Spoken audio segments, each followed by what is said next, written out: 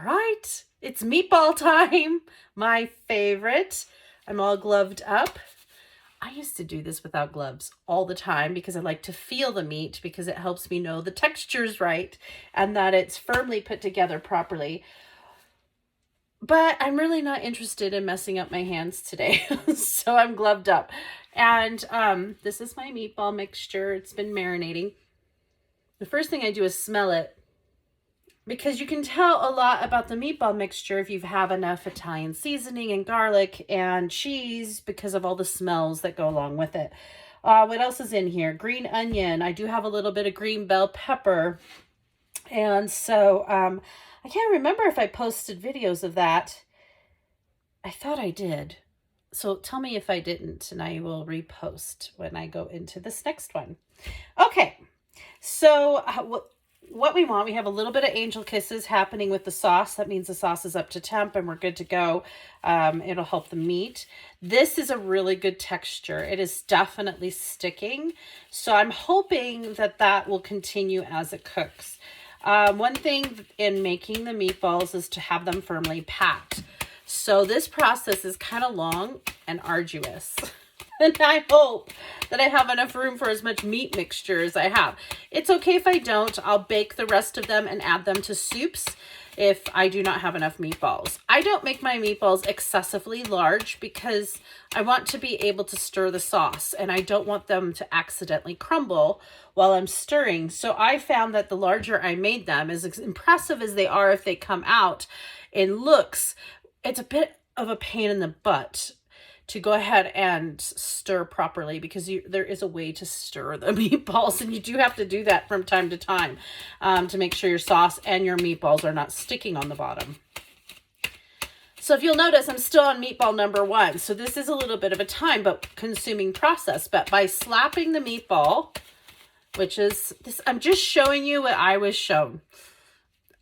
Everybody's going to do it differently, but this is literally what she used to do in front of me and slap the meatball.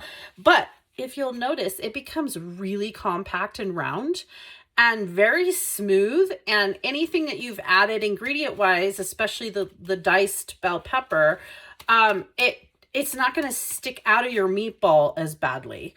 Your green onion is sitting there. You know what I mean? So like, this is a really good compact meatball. And it's really, really nice and round.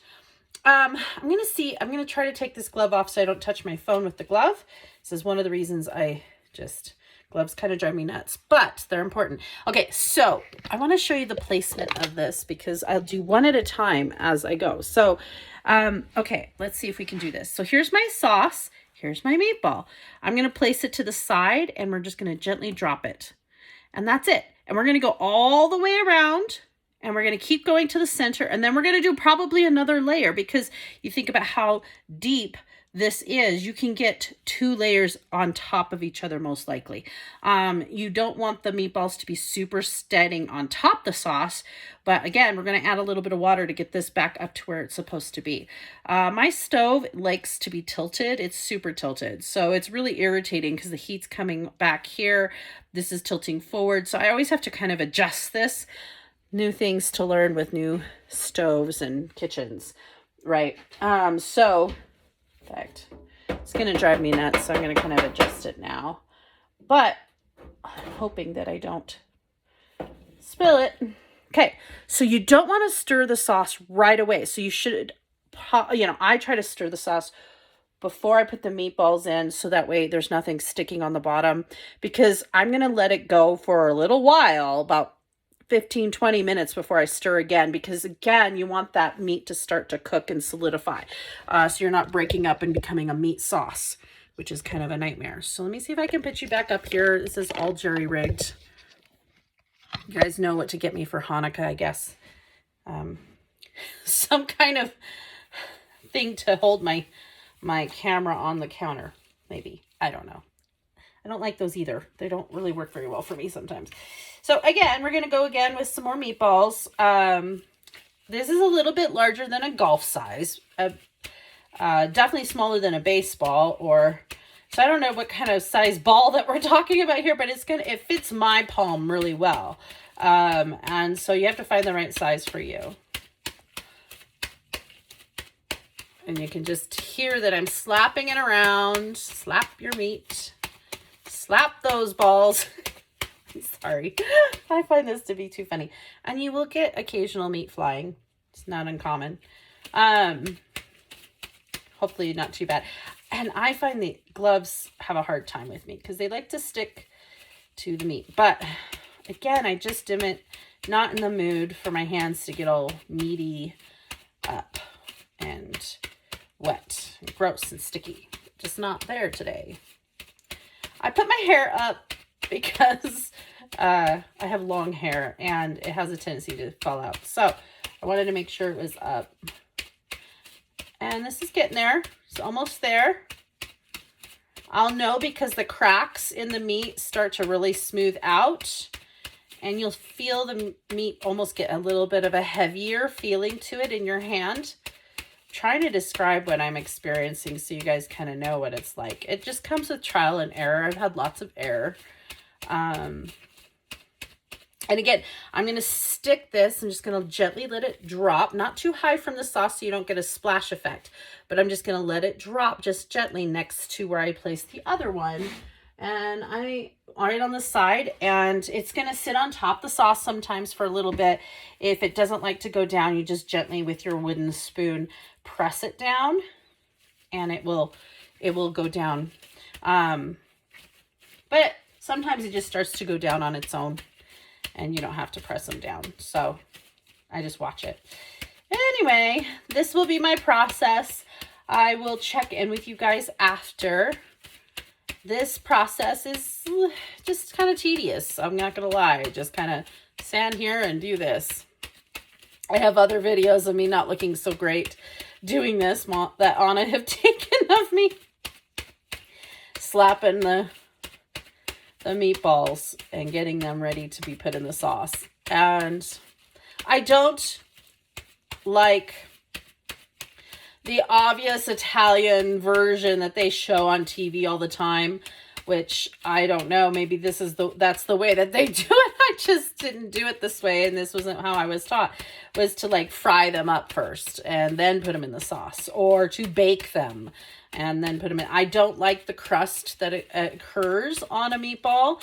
I do feel like it makes it harder for the sauce to penetrate and season the meat, which is part of the process, as well as the fats and the flavor of the meat to leach out into the sauce. So it's kind of this marrying thing.